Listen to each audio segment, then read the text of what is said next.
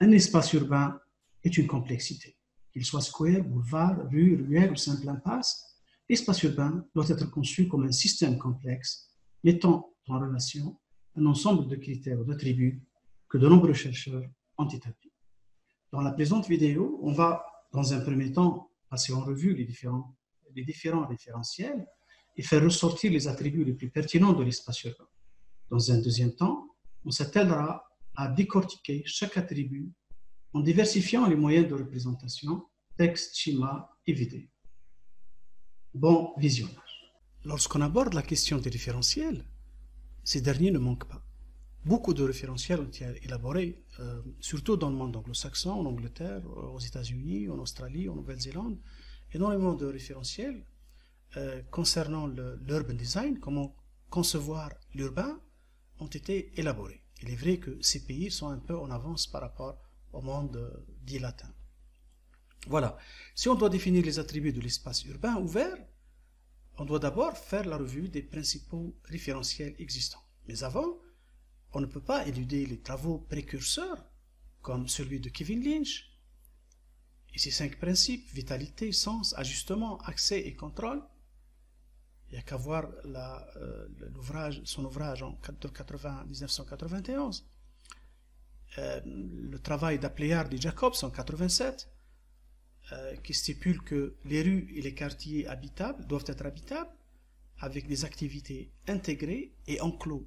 C'est déjà les prémices des attributs à venir. Mais le véritable travail exhaustif dans un manuel de conception urbaine a été le travail de Bentley et ses collègues d'Oxford Polytechnique en 1985, qui ont élaboré 7 attributs dans un premier temps en 1985, qu'ils ont par la suite réduits en 90 avec l'avènement du développement durable, etc. Mais ces attributs restent d'actualité et sur lesquels je vais revenir et auxquels je vais consacrer toute une vidéo avec, bien sûr, l'application au bout. By Design annonce aussi une série d'attributs comme le caractère, la continuité, l'enclosure, la qualité du domaine urbain, la facilité de mouvement, la lisibilité, l'adaptabilité et la diversité. Vous voyez qu'il y a déjà une variété. Carmona et Al, en 2003, ont essayé de regrouper les principaux référentiels. Donc vous pouvez voir, parmi eux, il y a justement le travail de Ian Bentley, Michael Howe, the Commission of European Community, etc. Un certain nombre de noms connus donc, qui ont travaillé sur des référentiels ou des attributs des espaces urbains ou de conception urbaine tout court. Et lorsque on examine de près chaque liste d'attributs, on voit qu'il y a des éléments quand même qui se répètent, des concepts qui se répètent. Par exemple, la diversité, la variété, la mixité, c'est la même chose, c'est pratiquement la même chose. Le mixed use, et tout ça, ça veut dire tout simplement une mixité d'usage, l'habitat, le logement mixé aux autres activités humaines telles que les activités du commerce de proximité, des bureaux, etc. pour faire la ville. Par exemple, la résilience. La résilience, ça a été exprimé dans un premier temps en 85 par Bentley comme étant la robustesse ou la flexibilité, la capacité des bâtiments structurant l'urbain de changer. Et ça revient soit sous le vocable de résilience, flexibilité, ability to adapt and change, etc. Adaptabilité, on retrouve la même idée. Donc il y a des idées qui reviennent, ce sont les mêmes, les concepts qui sont les mêmes, la formulation diffère, les vocables peuvent différer. Idem pour l'identité, le caractère régional, l'identité, la lisibilité qui revient souvent comme un des éléments fondamentaux, l'éligibilité en anglais, etc. Et donc on retrouve dans cette liste un certain nombre d'éléments que j'ai essayé donc de regrouper dans ce tableau en prenant peut-être les référentiels qui me paraissent à moi les plus importants, les plus intéressants. Et j'ai pris donc Bentley, que je considère comme une référence incontournable, Urbed, le travail de 97, Evans, Project for Public Space 99, By Design aussi, et English Partnerships. Je considère que ces 6 référentiels sont des référentiels de base incontournables qu'il faudrait étudier. Et donc, la majorité d'entre eux, ils insistent sur des concepts bien clairs. Si je prends les concepts avancés par Bentley déjà en 85, la perméabilité, donc perméabilité, j'ai laissé les concepts dans leur langue d'origine, l'anglais. Donc, perméabilité, ça veut dire tout simplement l'accessibilité. L'accessibilité et la perméabilité sont deux concepts très proches, comme on va voir tout à l'heure. Et donc, soit on dit perméabilité, soit on dit access and linkage, soit on dit ease of movement, soit make connections, faire des connexions. Tout ça, ça revient à un problème d'accessibilité, de perméabilité. On parle de perméabilité lorsque un quartier permet aux gens d'emprunter différents itinéraires pour aller d'un point A à un point B.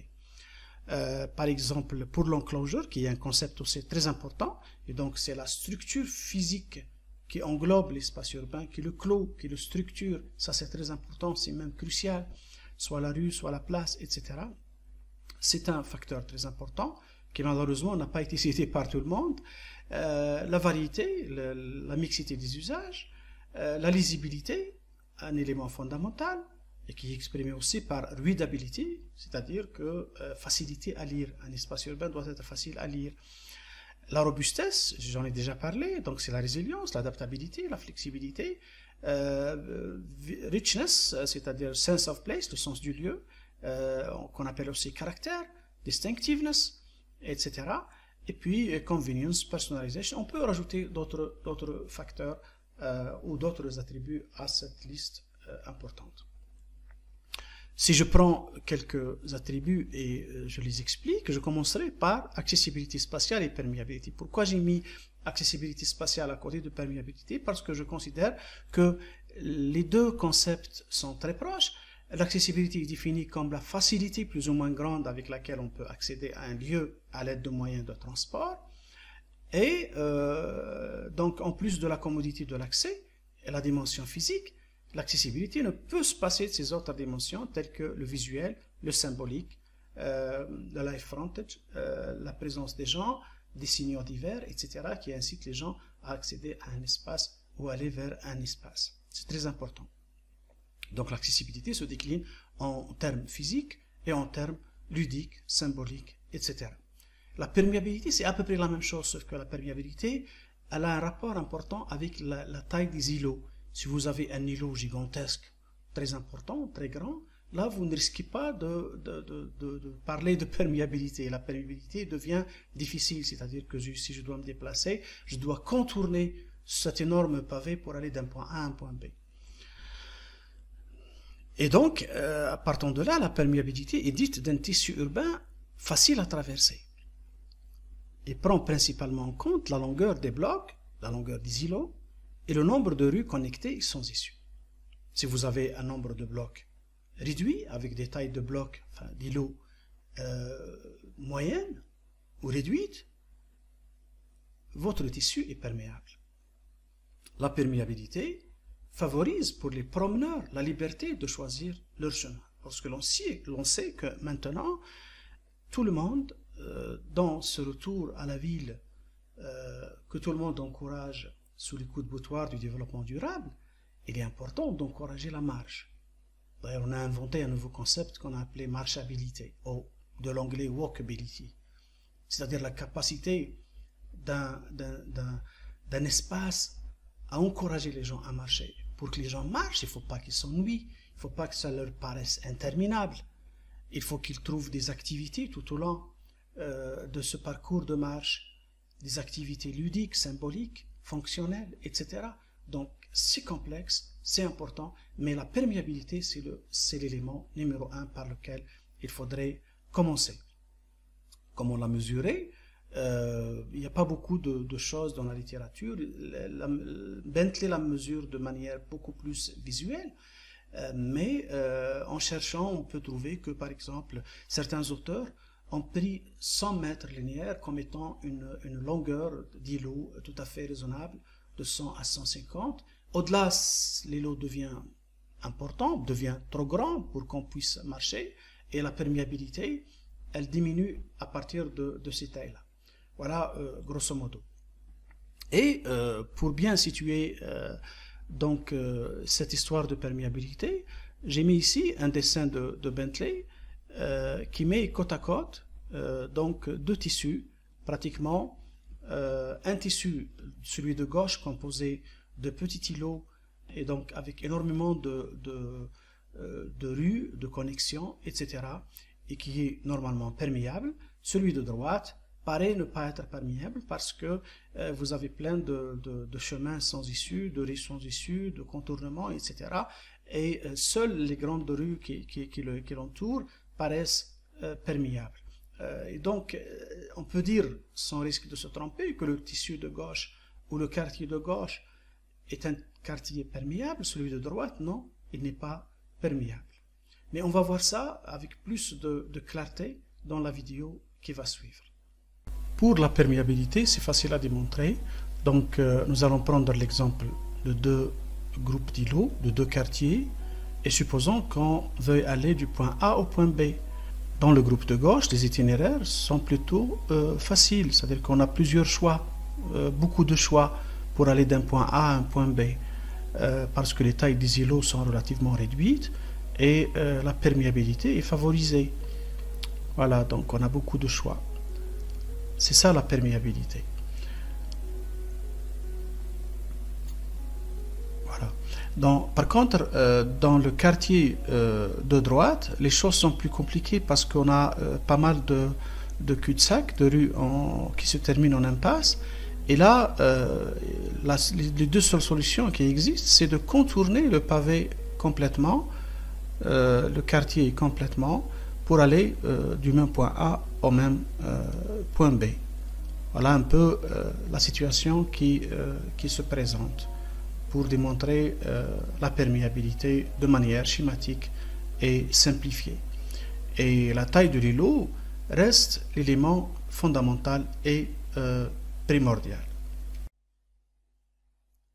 Le deuxième attribut très important, c'est l'enclosure. On ne le dira jamais assez. L'enclosure, c'est un attribut de très grande importance. Pourquoi? Parce qu'un espace urbain qui n'est pas structuré, c'est un no man's land, c'est un espace dans lequel la personne ne se sent pas en sécurité. La structure, elle vous protège, vous oriente, et c'est ça l'enclosure. On a besoin de murs, d'orientation, de buildings qui structurent l'espace urbain, qui nous orientent dans l'espace urbain. Et on peut dire que l'enclosure est réalisée lorsque des éléments verticaux encadrent l'espace, ce qui crée un sentiment semblable à une pièce qui sécurise et encourage les utilisateurs à occuper le domaine public. Ce concept est conforme à la déclaration de Gordon Cullen qui dit « L'enclosure ou la pièce extérieure est peut-être le plus puissant, le plus évident de tous les dispositifs pour instiller un sentiment de position, d'identité avec l'environnement. Il incarne l'idée de lieu, here-ness. We belong somewhere. We belong somewhere if we are protected and we can have a look. » Ces schémas illustrent un peu ce caractère d'enclosure. Ici, on voit qu'il y a un sens de l'enclosure, une présence. On a des bâtiments qui structurent un espace urbain. Là, c'est trop effiloché, donc l'enclosure se perd. Et là, c'est trop fermé. On a un sentiment d'enfermement. Donc, il faut trouver la bonne moyenne entre tout ça. Et certains chercheurs insistent sur le fait qu'entre 30 degrés et 40 et 45 jusqu'à 50, c'est faisable. Ça réalise 30 degrés, c'est-à-dire c'est cet angle-là.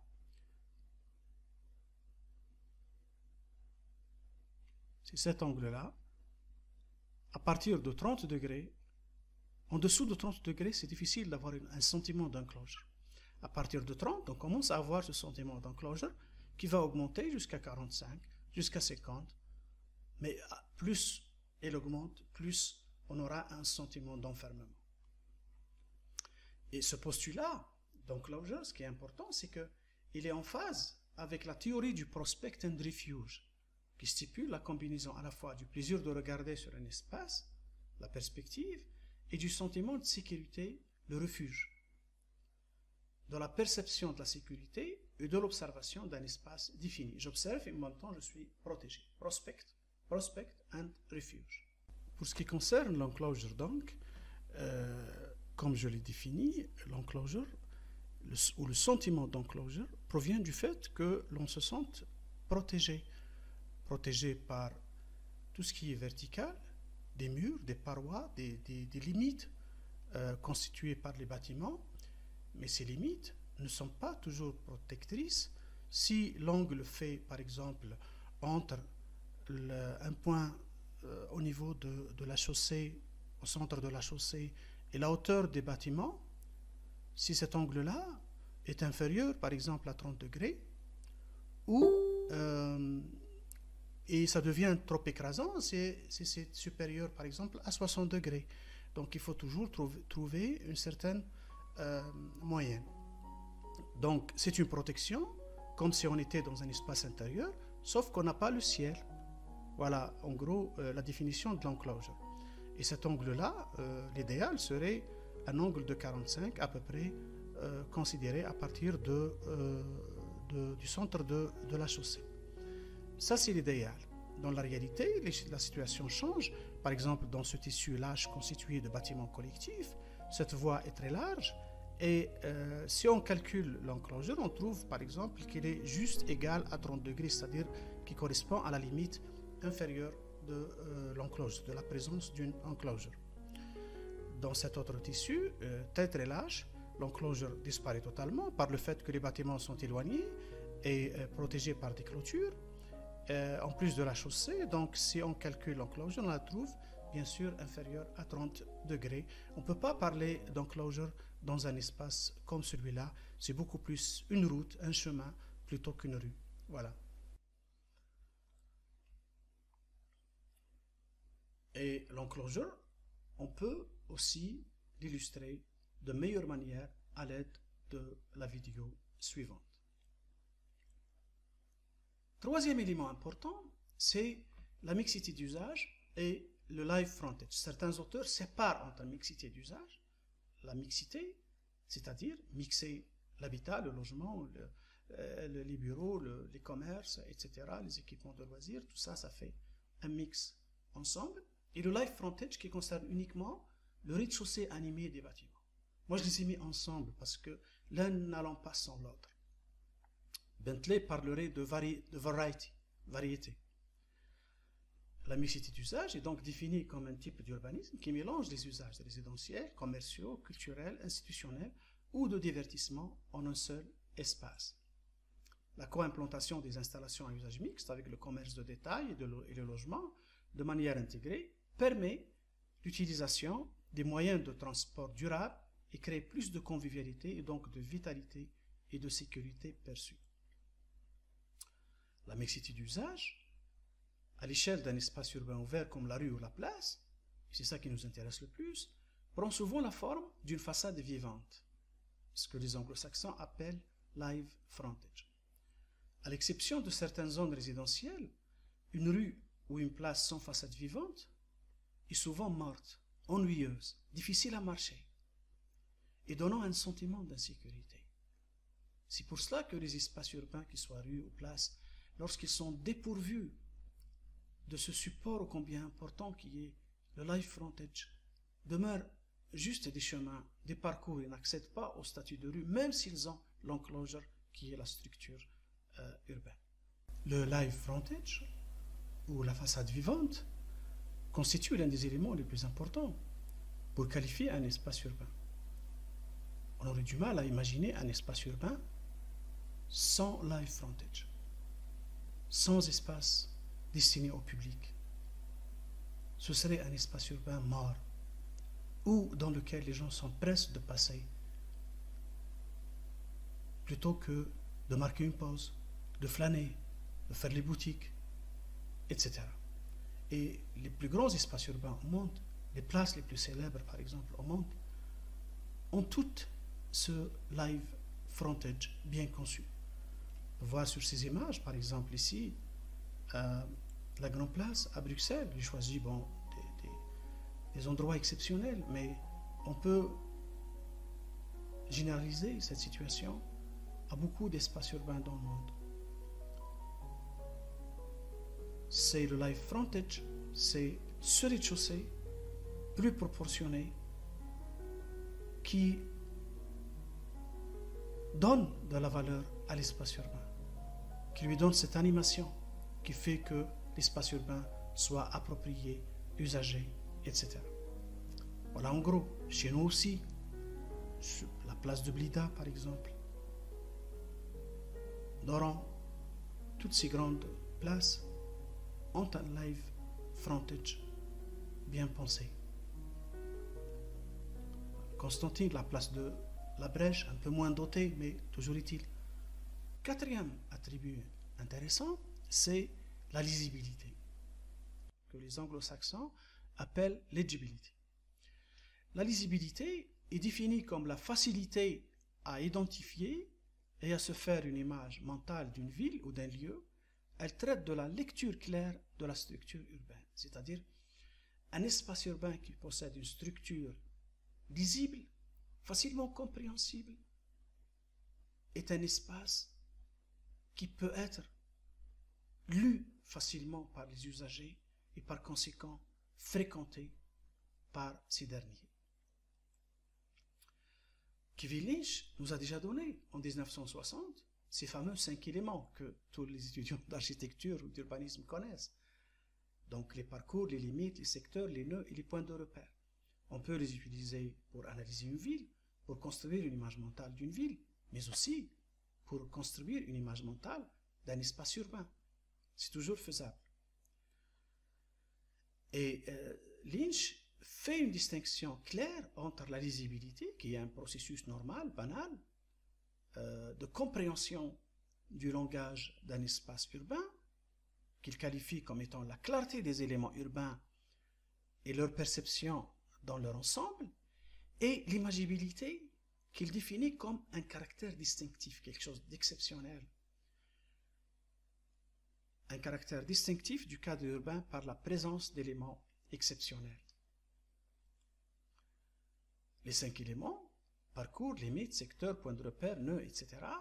Donc chacun ayant une fonction spéciale au niveau d'un espace urbain. Par exemple, le parcours, il sert à la mouvance, à mouvoir, à accompagner. Les limites, les edges, qu'on a définies par l'enclosure, servent à structurer, limiter, orienter, diriger. Le secteur, au niveau de la ville ou des quartiers, sert à définir des zones homogènes, à délimiter ces zones, que ce soit par la couleur, la texture, les matériaux, les usages, les activités, la topographie, etc. Les points de repère, ce sont des points exceptionnels qui servent à orienter. C'est une rue, pour reprendre des exemples de Morris ou de Ruskin, est toujours ponctuée au niveau du fond de la perspective par un clocher ou par une mosquée ou par un élément exceptionnel. Cette rue-là aura plus de caractère et sera plus lisible. Enfin, les nœuds servent à nous repérer, à nous identifier, à nous imager. Et là aussi, la vidéo suivante illustre bien ce concept de lisibilité. La lisibilité d'un espace urbain, d'une place, d'une rue, est un élément très important pour l'identification, pour que les gens s'identifient à cet espace, pour qu'ils se l'approprient et pour qu'ils l'utilisent. Voilà, la lisibilité, c'est en des termes simples, la clarté, la compréhension facile de cet espace urbain, la compréhension de ses composantes. Et pour un architecte, pour un designer, pour un urbaniste, pour un concepteur, cette compréhension passe par la schématisation facile de ces différentes composantes, c'est-à-dire les parois, les éléments verticaux qui composent l'espace urbain, les éléments horizontaux qui doivent être clairement définit ce qui est piéton, ce qui est mécanique. Le live frontage, ou la façade ouverte au public, constituée de magasins, de cafés, d'autres espaces de loisirs, doit être aussi bien délimité, bien clair. Le fond de perspective, il doit être bien clair. Et puis, s'il y a des éléments de repère très importants, enfin, on se remémore toujours les fameux 5 éléments de Kevin Lynch, c'est-à-dire des limites, des repères, des parcours, etc. Voilà, en gros, la lisibilité.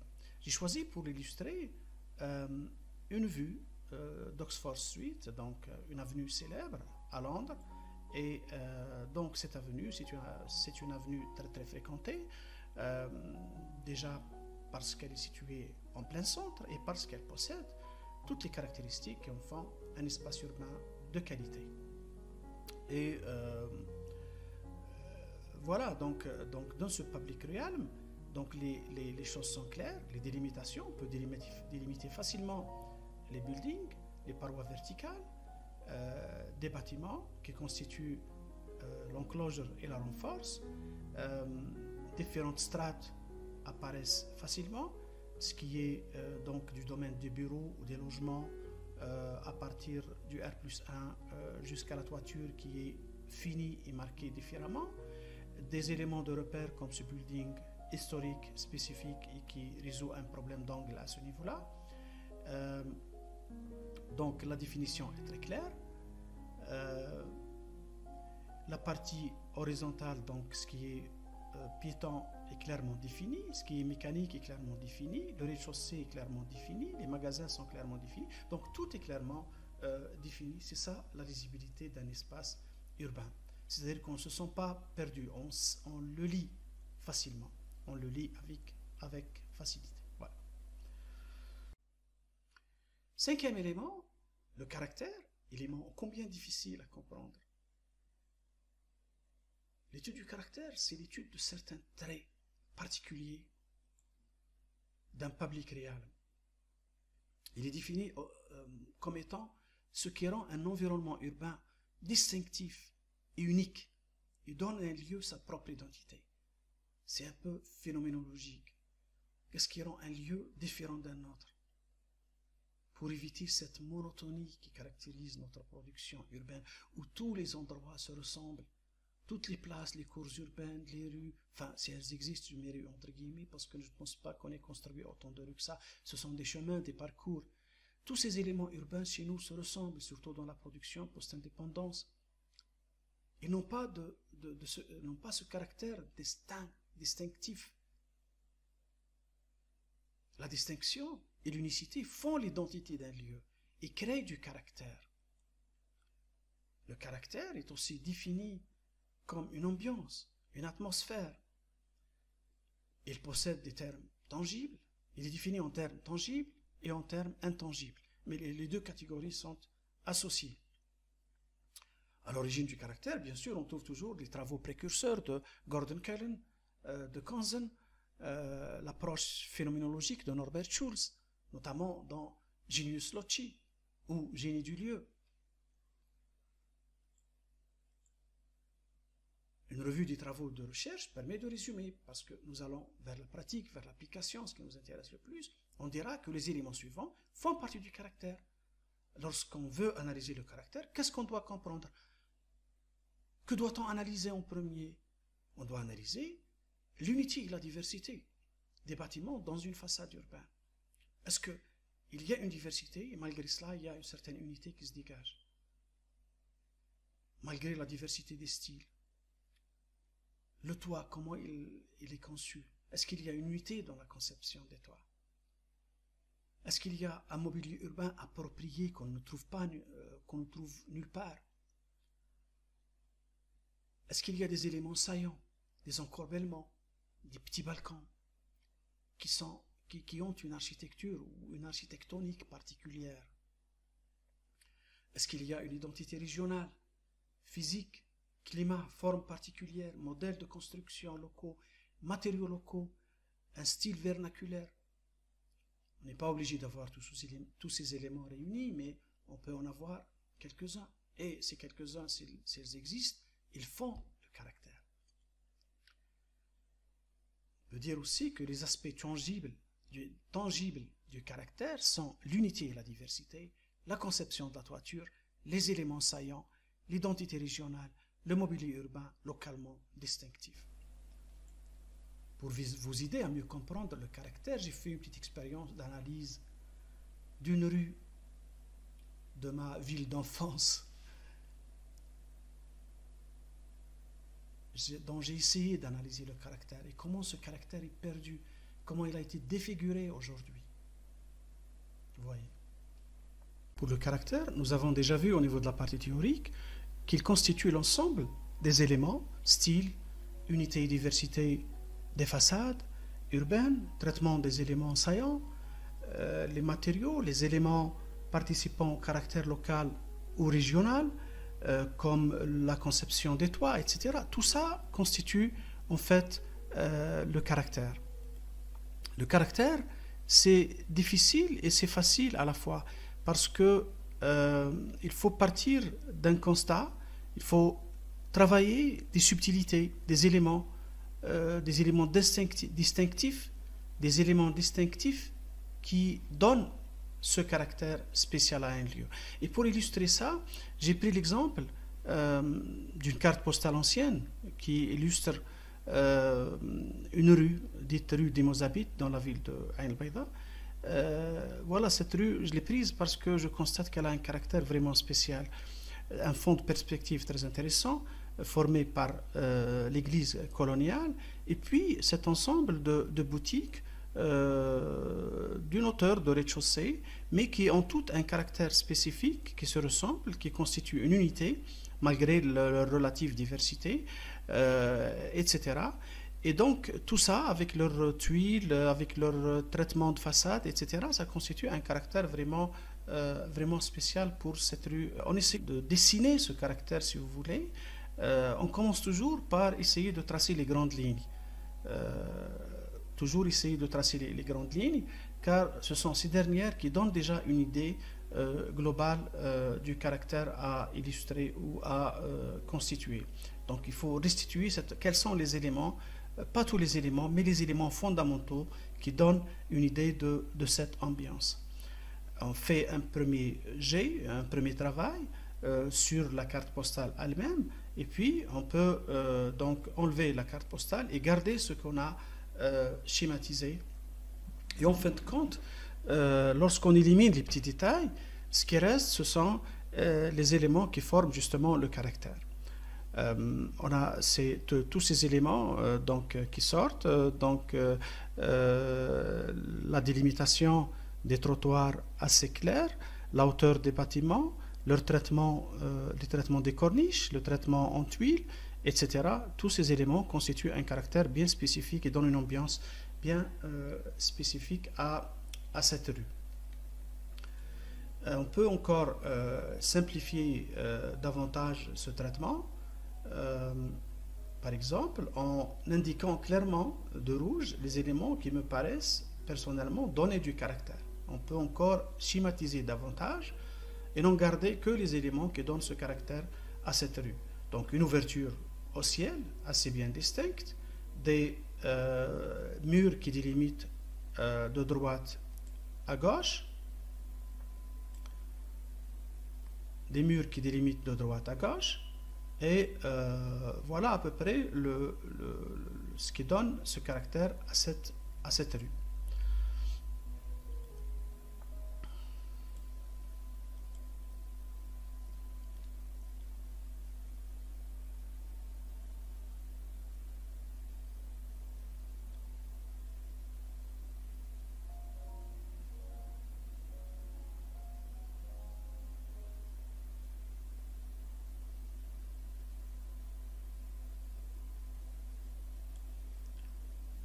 Si on essaie maintenant de deviner, de faire une sorte de saut prospectif dans le futur c'est-à-dire maintenant, avec toutes les modifications qui ont été introduites, on aurait pu garder le caractère, parce qu'on peut imaginer par exemple à ce niveau-là une construction à 2 voire à 3 niveaux des deux côtés, mais on aurait gardé donc la même perspective, le même caractère si on avait respecté euh, des détails très très simples à respecter. Très très simple à respecter. Par exemple, on peut faire ce scénario et garder le fond de perspective et le caractère n'aurait pas été perdu pour autant. Le schéma simplifié de ça, c'est de garder l'alignement, de ne pas introduire trop de changements, même si on partait en hauteur à 2 voire à 3 étages, le caractère aurait été sauvegardé. Malheureusement, ce qui a été fait, et ça c'est l'image d'aujourd'hui, c'est l'introduction du Python. C'est pas le matériau lui-même qui pose problème, mais ce qu'on en a fait, ou là, ce qu'on a fait avec, et l'introduction de tous ces balcons, tous ces encorbellements, modifie complètement le caractère de cette rue, avec l'unité qui se perd. Donc on a une diversité des immeubles qui ont des balcons, d'autres qui n'en ont pas, les balcons qui sortent de manière disgracieuse sans aucune étude de proportion, la diversité des matériaux. Il existe 2 ou 3 boutiques qui ont gardé leur caractère ancien, mais tout le reste a été modifié avec des rideaux de fer, etc. Donc tout ça a modifié complètement, a massacré complètement le caractère de cette rue, donc que je considère personnellement comme faisant partie du patrimoine. Et donc, si on doit... Voilà, donc pour moi, ce sont ces balcons ajoutés de manière disgracieuse qui ont complètement détruit le caractère de cette rue emblématique. Voilà, donc les choses sont assez claires. Si on revient un tout petit peu en arrière et on superpose le schéma que je viens de faire avec la carte postale d'origine, on s'aperçoit très bien que des dégâts qui ont été commis. Ça, c'était un exemple comment on peut étudier le caractère, bien sûr en respectant les éléments que j'ai déjà cités. Et voici la même perspective schématisée d'aujourd'hui avec ce fatras d'éléments donc tout à fait disparates qui composent cette perspective. Voilà.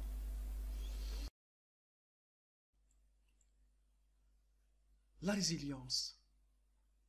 La résilience a été introduite une première fois par Bentley en 1985 sous le vocable robustesse, c'est-à-dire que les îlots, les bâtiments qui structurent la ville, qui structurent l'espace urbain, s'ils sont robustes, c'est-à-dire tout simplement flexibles, s'ils peuvent changer d'activité sans pour autant être démolis, ils ne peuvent que procurer plus de puissance à l'espace urbain, à la rue, à la place qu'ils encadrent. Avec l'avènement du développement durable, le terme a été changé vers résilience, qui signifie résistance, adaptation et changement, sans pour autant perdre son caractère. Cela signifie qu'un lieu est résilient s'il a la capacité de changer et de s'adapter aux nouvelles conditions sociales, technologiques ou économiques. La vidéo suivante illustre un petit exemple que j'ai essayé de faire avec Sketchbook. Le live frontage est important, je l'ai déjà expliqué.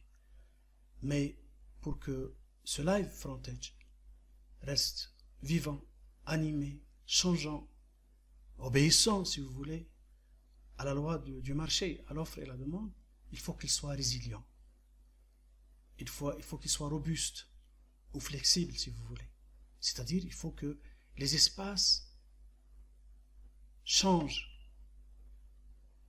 d'activité, sans pour autant structurellement changer ou sans qu'on ait besoin de tout démolir. C'est ça la résilience, ou la robustesse, telle que la qualifie Ian Bentley.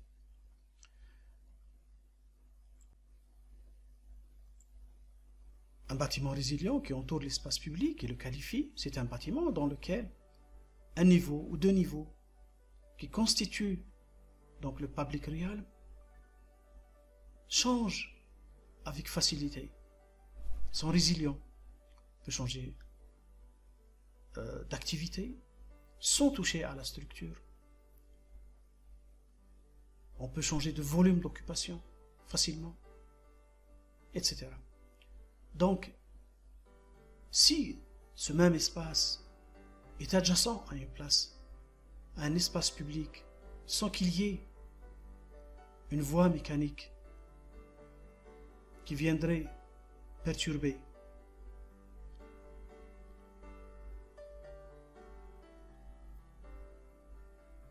Cet espace, par exemple, donne sur une place, sans qu'il y ait une voie mécanique qui viendrait perturber, ça le qualifie encore plus. Ça lui donne plus de valeur et plus de puissance. La présence de véhicules, de voies mécaniques entre le bâtiment structurant l'espace public et l'espace public lui-même diminue des possibilités d'extension, diminue de la fréquentation et influe sur l'usage. Enfin, septième attribut et dernier, aucun espace urbain ne peut être considéré comme réussi si, malgré la présence de l'ensemble des attributs, le public boude. Si le public boude, ça veut dire qu'il y a un problème. Même si on a répondu à un cahier des charges qui inclut l'ensemble des éléments dont j'ai parlé avant, si le public ne suit pas, c'est un échec. Et donc, les usages de l'espace, c'est un élément très important. La présence du public est le critère le plus incontestable du succès ou de l'échec d'un espace urbain ouvert. De plus, la présence de personnes dans un espace urbain ainsi que la configuration de l'espace aide à attirer d'autres personnes à fréquenter l'espace. Enfin, et au-delà des considérations d'âge et de genre, cette pratique se divise en deux grandes catégories. Il y a des activités dynamiques, plus en phase avec les rues, les boulevards, les avenues, contrairement à ce que j'ai écrit, et des activités statiques, plus liées aux places, aux squares, aux piazzas, aux plazas, etc. Voici, globalement, les attributs que je considère comme les plus importants, que j'ai essayé d'expliquer, de vous expliquer. Dans notre prochain cours, on prendra un référentiel, on prendra celui de Bentley, qu'on essaiera d'appliquer sur terrain, d'appliquer ensemble sur terrain. À la prochaine.